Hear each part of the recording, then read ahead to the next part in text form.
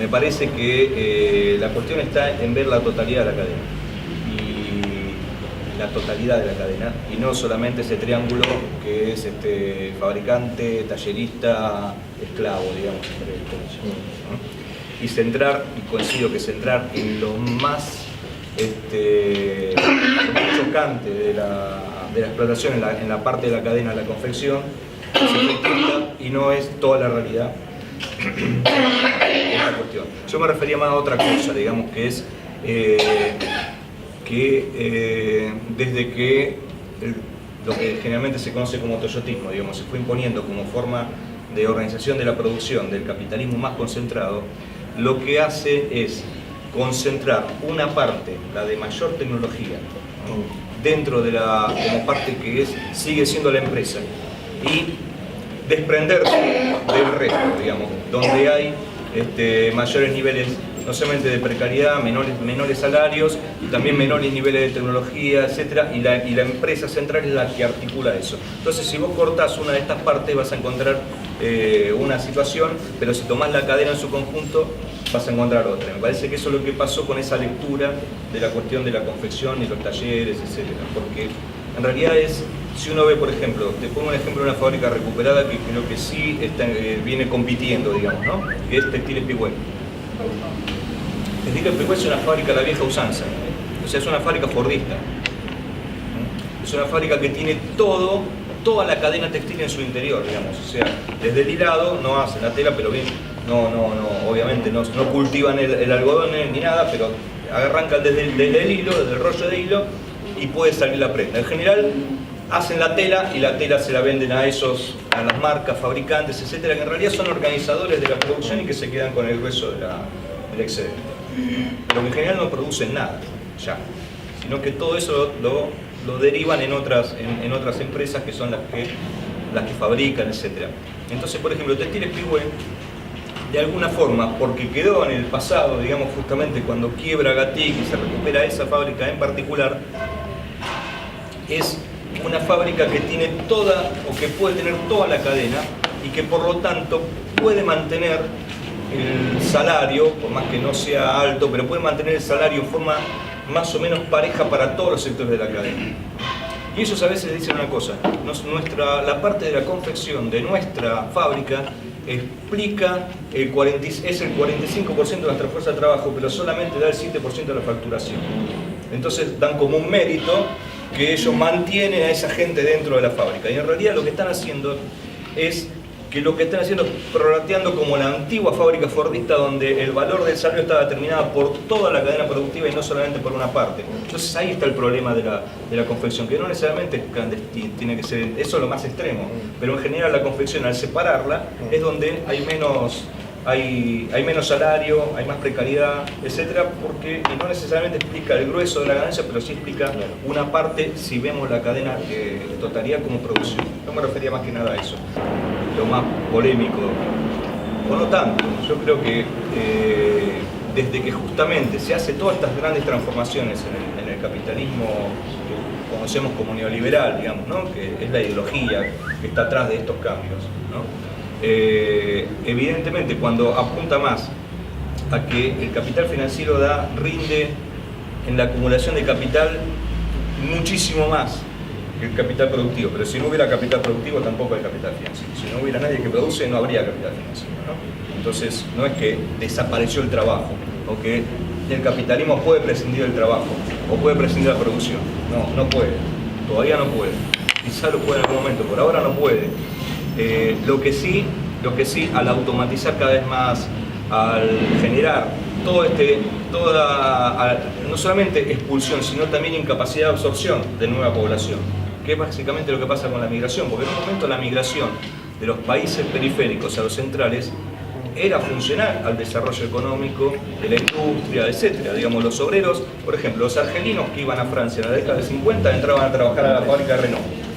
Los argelinos que van a Francia ahora, bueno, van a poner bombas, van a hacer cualquier cosa menos a trabajar porque no pueden trabajar. Pero los descendientes de esos argelinos que eran obreros industriales ya no son obreros industriales, son precarios.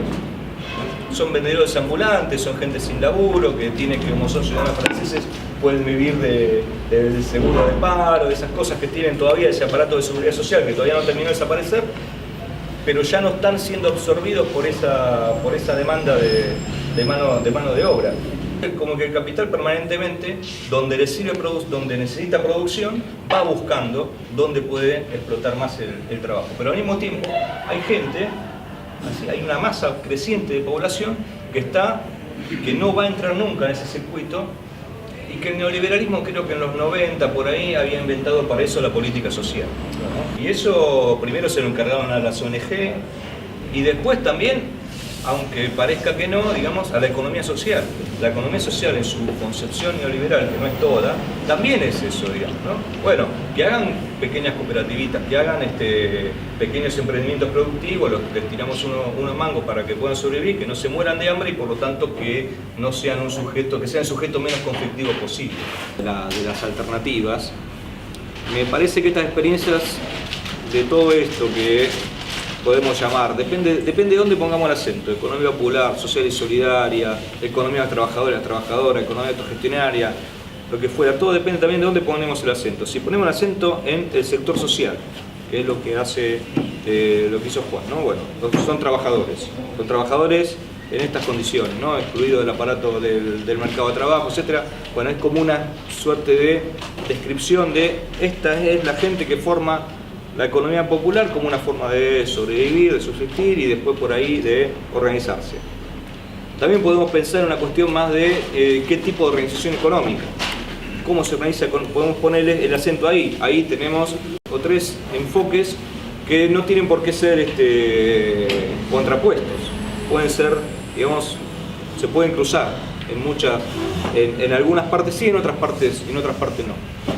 Ahora, todo ese sector del trabajo, porque lo que sí está claro es que todo eso es clase trabajadora, ¿no? Todo eso es clase trabajadora, de alguna forma. Todo ese sector del trabajo uno puede decir, está generando una alternativa, está generando otra cosa, ¿no? Ahí está, me parece, la cuestión. Nosotros podemos pensar, las empresas recuperadas, las cooperativas de trabajo, distintos colectivos autogestionarios en vivienda, en un montón de cuestiones. ¿Son una alternativa? Bueno, ahí hay que ver realmente qué tipo de economía o qué tipo de organización se está produciendo para ver si hay esa potencialidad, qué problema genera todo eso, digamos, cómo se enfrentan a todas estas cuestiones, cómo se enfrenta la cuestión del mercado, cómo se relaciona con el Estado, cómo se relaciona cómo es la organización interna, cómo se resuelven otras cuestiones de distintas injusticias, inequidades y contradicciones que se dan en el marco del capitalismo, desde género hasta ambientales, digamos, cómo todo eso se trata ahí para ver hasta dónde eso configura una alternativa.